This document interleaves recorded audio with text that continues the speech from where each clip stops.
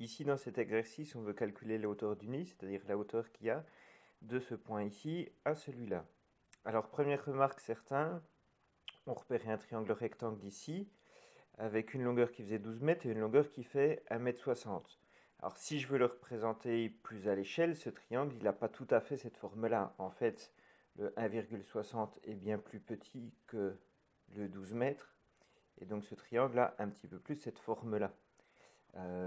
Donc c'est pour ça que quand certains ont fait Pythagore, ils ont calculé 12 au carré plus 1,6 au carré, et puis ils ont trouvé ici en faisant la racine environ 12 mètres,12 je crois. C'est-à-dire une longueur qui est proche de 12 mètres, mais c'est normal vu la forme du triangle.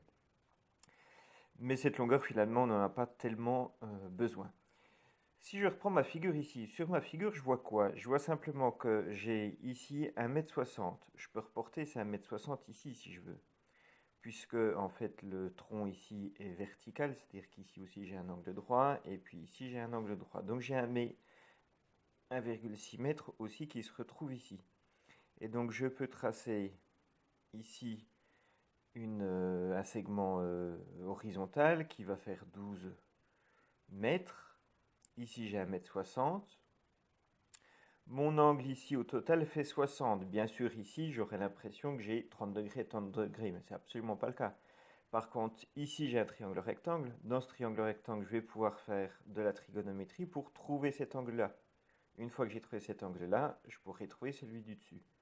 Si j'essaie de clarifier ma figure ici, j'ai quoi finalement? J'ai ici un triangle qui va un peu plus ressembler finalement à ça.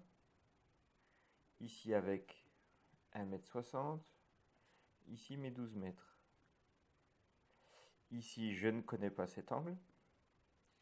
J'ai ici la suite du triangle avec au total ici l'angle qui fait 60 degrés.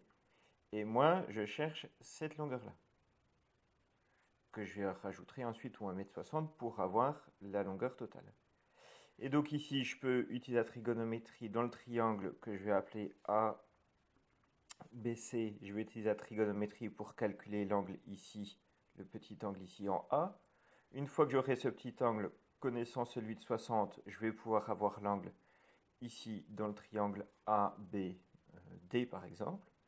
Dans ce triangle-là, je connaîtrai un angle, je connais une longueur, je pourrai calculer la hauteur de DB et donc déduire la longueur de DC au total.